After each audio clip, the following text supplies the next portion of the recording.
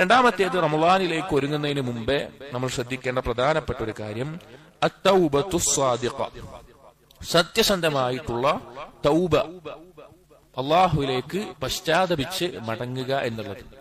തൗബ എന്നുള്ളത് ഈ ഉമ്മത്തിന് അള്ളാഹു സുബ്ഹാനഹു വ തആല നൽകിയിട്ടുള്ള മഹത്തായിട്ടുള്ള ഔദാര്യമാണ്. കാരണം മുഹമ്മദ് നബി സല്ലല്ലാഹു അലൈഹി വസല്ലമയുടെ ഉമ്മത്തിനെ പോലെ തൗബയ്ക്ക് അവസരം മറ്റുള്ള ഉമ്മത്തുകൾക്ക് ഉണ്ടായിട്ടില്ല. ബനൂ ഇസ്രായേലുകളുടെയൊക്കെ ചരിത്രത്തിൽ അവർക്ക് ഒരു തെറ്റ് ചെയ്തു കഴിഞ്ഞാൽ തൗബയ്ക്കുള്ള അവസരം ഇന്നുള്ള പോലെ ഉണ്ടായിരുന്നില്ല. വളരെയധികം ഒന്നുകൂടി കടുപ്പമുള്ള നിയമങ്ങളായിരുന്നു അവർക്കുണ്ടായിരുന്നത്. ഇബ്നു ഖുദാമയുടെ ഖസസ് തൗവാബീൻ അതുപോലെയുള്ള കിതാബുകളിലെല്ലാം അവരുടെ ചില അസറുകൾ ഇസ്രായേലിയാത്തുകളെല്ലാം കൊടുത്തു കാണാം. അവർക്ക് ഇതുപോലെ തൗബയ്ക്കുള്ള അവസരങ്ങൾ ഉണ്ടായിരുന്നില്ല. ഈ ഉമ്മത്തിന് അള്ളാഹു നൽകിയ മഹത്തായിട്ടുള്ള ഒരു ഔദാര്യമാണത്. അള്ളാഹു സുബ്ഹാനഹു വ തആല പറയാണ്, പാപങ്ങൾ ചെയ്താൽ അതിന് തൗബ ചെയ്യാനുള്ള അവസരം അള്ളാഹു തആല ഒരുക്കിയിട്ടുണ്ട്. അപ്പോൾ തൗബ എന്നുള്ളത് റമളാനുമായി ബന്ധപ്പെട്ട് മാത്രം മനസ്സിലാക്കേണ്ട ഒരു കാര്യമൊന്നുമല്ല. ഏത് സമയത്തും ഒരു മുസ്ലിം ശ്രദ്ധിക്കേണ്ട കാര്യമാണ് തൗബ എന്നുള്ളത്. പക്ഷെ റമളാനിലേക്ക് പ്രവേശിക്കുന്നതിന് മുമ്പ് നമ്മൾ പ്രത്യേകമായിട്ട് ഒന്നുകൂടി ശ്രദ്ധ കൊടുക്കേണ്ട കാര്യമാണ് കഴിഞ്ഞ ഈ സമയങ്ങളിൽ നമുക്ക് സംഭവിച്ചു പോയിട്ടുള്ള നമ്മുടെ പാപങ്ങൾ. അതിൽ നിന്നെല്ലാം ശുദ്ധീകരിച്ചുകൊണ്ട് ഒരു ഇസ്ലാഹ് നടത്തിക്കൊണ്ട്, ഇപ്പൊ സലഫുകൾ പറയാറുള്ളത് പോലെ തൗബ മൻ അസ്ലഹ നഫ്സഹു ഖബ്ല റമളാൻ, റമളാനിന് മുമ്പ് സ്വന്തത്തെ നന്നാക്കിയവന്, ഇസ്ലാഹ് നടത്തിയവന് അവന് ആശംസ, മംഗളം, അവന് ധാരാളം പ്രതിഫലം ഉണ്ടാകട്ടെ, നന്മയുണ്ടാകട്ടെ എന്നർത്ഥത്തിൽ. അപ്പോൾ ആ റമളാനിലേക്ക് കയറുമ്പോൾ ഒരു പാപക്കറയുമായിട്ട്, ഒരു പാപത്തിൽ തുടരുന്ന അവസ്ഥയിലായിക്കൊണ്ട്, മനസ്സിൽ പാപത്തിനോടുള്ള ഇഷ്ടം നിറച്ച അവസ്ഥയിലായിക്കൊണ്ടല്ല നമ്മൾ പ്രവേശിക്കേണ്ടത്. നമ്മൾ നല്ലൊരു സ്ഥലത്തിലേക്ക് പ്രവേശിക്കാൻ, ഇപ്പൊ നമ്മൾ ആലോചിച്ച് നോക്കിയാൽ, നമ്മളൊരു പുതിയ വീട് വെച്ചു എന്ന് വിചാരിക്കുക. നല്ലൊരു വീട് വെച്ച് നല്ല വൃത്തിയാക്കി ആ വീടിന്റെ ആദ്യം നമ്മൾ പ്രവേശിക്കാൻ പോവുകയാണ്. നമ്മൾ ആരെങ്കിലും ചളിയിലെല്ലാം മുഴുകി പിന്നെ കാലിലും കയ്യിലും എല്ലാം ചളിയും വൃത്തികേടുകളും ഇതെല്ലാമായിട്ട് ആ വീട്ടിലേക്ക് കയറാൻ നിൽക്കും? ഇല്ല. നമ്മൾ എന്താ ചെയ്യാ? ആ വീട്ടിലേക്ക് നല്ല രീതിയിൽ കയറുമ്പോൾ കാലൊക്കെ കഴുകി നല്ല വൃത്തിയിൽ പിന്നെ ഒരു വൃത്തിയാക്കിയൊരു വീട്ടിലേക്ക് നമ്മൾ കയറുമ്പോൾ അങ്ങനെ കയറുള്ളൂ. കാരണം എന്താണ്? അതെല്ലാവരും ശ്രദ്ധിക്കുന്ന ഒരു കാര്യമാണ്. അതുപോലെ റമളാൻ പോലുള്ള ഇത്ര നല്ല പവിത്രമായിട്ടുള്ള ബറക്കത്ത് നിറഞ്ഞിട്ടുള്ള നന്മകൾ വാരിക്കോരി എടുക്കാൻ സാധിക്കുന്ന ഈ മാസത്തിലേക്ക് നമ്മൾ പ്രവേശിക്കുമ്പോൾ നമ്മുടെ ഖൽബും അതിനനുസരിച്ച് ശുദ്ധിയാകുന്ന അവസ്ഥയിലായിരിക്കണം. എങ്കിൽ മാത്രമാണ് നമുക്ക് സൽക്കർമ്മങ്ങളിൽ കൂടുതൽ മുന്നേറാൻ സാധിക്കുകയുള്ളൂ. തൗബ ചെയ്യാതെ പാപങ്ങളുമായിട്ട് മുഴുകുന്ന അവസ്ഥയിലായിക്കൊണ്ട്, പാപത്തിനോടുള്ള ഇഷ്ടമുള്ള അവസ്ഥയിലായിക്കൊണ്ട് തന്നെ നമുക്ക് സൽക്കർമ്മങ്ങൾ മുന്നേറാൻ സാധിക്കില്ല. പല ആളുകളും, നമ്മൾക്ക് എല്ലാവർക്കും ഉണ്ടാകുന്ന അവസ്ഥയാണ്, ചില സമയങ്ങളിൽ നമുക്ക് ഇബാദത്തുകളോടൊക്കെ ഒരു താല്പര്യമില്ലായ്മ, അല്ലെങ്കിൽ ഇബാദത്തിന്റെ ആസ്വാദനങ്ങളില്ലായ്മ, രാത്രി നിസ്കരിക്കാൻ പറ്റാത്ത അവസ്ഥ, സുന്നത്തായ നോമ്പുകൾ നോൽക്കാൻ പറ്റാത്ത അവസ്ഥ, ഖുർആൻ ഒരു പേജ് പാരായണം ചെയ്യുമ്പോഴേക്കും ഉറക്കം വരുന്ന അല്ലെങ്കിൽ ഒരു താല്പര്യമില്ലാത്ത അവസ്ഥ, ഖുർആൻ കേൾക്കുമ്പോൾ അതിന്റെ ഒരു ആസ്വാദനം ലഭിക്കാത്ത അവസ്ഥ, ഇങ്ങനെയൊക്കെ ഉണ്ടാവും. ഇതിനൊക്കെയുള്ള കാരണം എന്താണെന്നറിയോ? ഇതുപോലെ ഉണ്ടാകുന്ന കാര്യങ്ങൾക്കൊക്കെയുള്ള കാരണം പാപങ്ങളാണ്. നമ്മൾ അറിഞ്ഞുകൊണ്ട് ചെയ്യുന്ന പാപങ്ങളായിരിക്കാം, അല്ലെങ്കിൽ അറിയാതെ സംഭവിക്കുന്ന പാപങ്ങളായിരിക്കാം. മനുഷ്യൻ ചെയ്യുന്നതിൽ അറിഞ്ഞുകൊണ്ട് ചെയ്യുന്നതിനേക്കാൾ കൂടുതൽ എന്തായിരിക്കും? അറിയാതെ ചെയ്യുന്ന പാപങ്ങളായിരിക്കും. അതിൽ തന്നെ ഓർമ്മയുള്ളതിനേക്കാൾ കൂടുതൽ എന്തായിരിക്കും? മറന്നുപോയതായിരിക്കും. അതിന്റെ ഫലമായിട്ടാണ് ഉണ്ടാവുക. സലഫുകൾ വളരെയധികം സ്വാലിഹ്യങ്ങളായിരുന്ന സുഫിയാൻ തൗരി റഹിമഹുല്ലാ, അദ്ദേഹം പറഞ്ഞത് കാണാം, എനിക്ക് രാത്രി നിസ്കാരം തടയപ്പെട്ടു കുറച്ചു കാലത്തേക്ക്, ഒരു വർഷത്തേക്കോ അല്ലെങ്കിൽ കുറച്ചു കാലത്തേക്ക് രാത്രി നിസ്കാരം തടയപ്പെട്ടു ഞാൻ ചെയ്ത ഒരു പാപം കാരണത്താൽ. അദ്ദേഹം വളരെ നന്മയിൽ അറിയപ്പെട്ടിട്ടുള്ള, അള്ളാഹുവിനെ സൂക്ഷിക്കുന്നതിൽ അറിയപ്പെട്ടിട്ടുള്ള വ്യക്തിയാണ്. എന്ത് പാപമായിരിക്കും അദ്ദേഹത്തിന് സംഭവിച്ചിട്ടുണ്ടാവുക? അദ്ദേഹം പറഞ്ഞ വാക്കാണ്.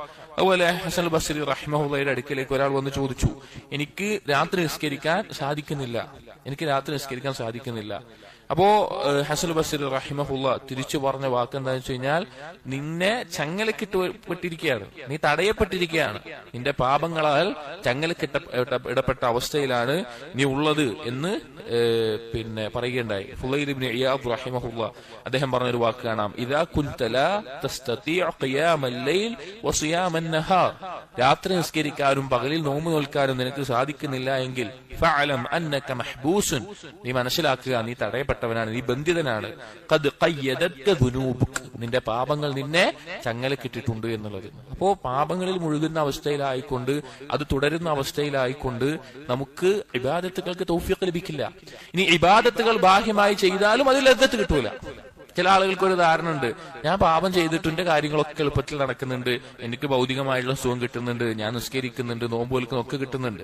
പക്ഷെ അവന് നഷ്ടപ്പെട്ട ഒരു കാര്യം ഉണ്ടാവും, അവന് ഈ ഇബാദത്തുകളിലൊന്നും ലദ്ദത്ത് കിട്ടുന്നുണ്ടാവില്ല. അവൻ അതിൽ ആസ്വദിക്കാൻ സാധിക്കുന്നുണ്ടാവില്ല, അത് തന്നെ നഷ്ടപ്പെട്ടിട്ടുണ്ടാവും. ഒരിക്കൽ വഹ്ബ് മുനബ്ബിഹ് റഹിമഹുള്ളയോട് ചോദിക്കപ്പെട്ടു, എപ്പോഴാണ് ഒരു ആൾക്ക് ഇബാദത്തിന്റെ മാധുര്യം നഷ്ടപ്പെടുക? പാപത്തിൽ ചെയ്തുകൊണ്ടിരിക്കുന്ന സമയത്താണോ, പാപം ചെയ്തു കഴിഞ്ഞിട്ടുള്ള സമയത്താണോ? അങ്ങനെയൊക്കെ ചോദിച്ചപ്പോൾ അദ്ദേഹം പറഞ്ഞു, അവൻ ഇദാ ഹമ്മ ബിൽ മഅസിയ, അവൻ പാപം ചെയ്യുന്നതിനെ കുറിച്ച്, പാപത്തിനെ കുറിച്ച് ആലോചിച്ച് തുടങ്ങുമ്പോൾ തന്നെ അവന്റെ ഇബാദത്തിലെ ലദ്ദത്ത് അവൻ നഷ്ടപ്പെട്ടിട്ടുണ്ടാവും. ഇന്ന് പിന്നെ നമ്മളിൽ അധിക പേർക്കും അല്ലാഹുവിനെ സൂക്ഷിക്കുന്ന വളരെയധികം സൂക്ഷിക്കുന്ന ആളുകളുണ്ട്. എന്നാൽ ധാരാളം ആളുകൾക്ക് സംഭവിച്ചിട്ടുള്ള ഒരു കാര്യമാണ് ഇബാദത്തിലെ ലദ്ദത്ത് നഷ്ടപ്പെടുന്നു എന്നുള്ളത്. അതിനുള്ള കാരണം പാപങ്ങളാണ്. അതിനുള്ള പരിഹാരം എന്താണ്? സിദ്ഖോട് കൂടി സത്യസന്ധമായിട്ടുള്ള തൗബയാണ്.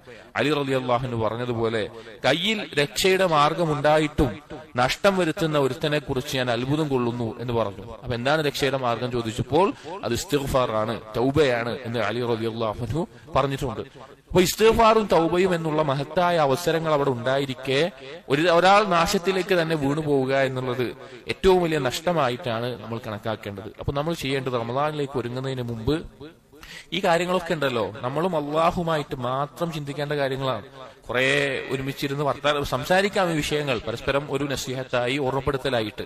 പക്ഷെ നമ്മൾ ഒറ്റക്ക് അള്ളാഹുമായിട്ട് ഇരുന്ന് അള്ളാഹുവിനോട് നമ്മുടെ ഖൽബിൽ നിന്നുള്ള മുനാജാത്ത് കൊണ്ട് അള്ളാഹുവിനോട് പാപങ്ങൾ ഏറ്റുപറഞ്ഞ് തൗബ ചെയ്ത് മടങ്ങേണ്ട, നല്ല നിയ്യത്തുകൾ വെക്കേണ്ട സമയമാണിത്. അല്ലാഹു തആല പറഞ്ഞതാണ്, വതൂബൂ ഇലല്ലാഹി ജമീഅൻ അയ്യുഹൽ മുഅ്മിനൂൻ ലഅല്ലകും തുഫ്ലിഹൂൻ. മുഅ്മിനീങ്ങളെ, നിങ്ങളെല്ലാവരും എന്ത് ചെയ്യുക? അള്ളാഹുവിലേക്ക് പശ്ചാത്തപിച്ച് മടങ്ങുക, നിങ്ങൾ വിജയികളായേക്കാം. അതുപോലെ തന്നെ അല്ലാഹു തആല പറഞ്ഞു, യാ അയ്യുഹല്ലദീന ആമനൂ തൂബൂ ഇലല്ലാഹി തൗബതൻ നസൂഹ. നിങ്ങൾ നസൂഹായിട്ടുള്ള തൗബ അള്ളാഹുവിലേക്ക് ചെയ്യുക.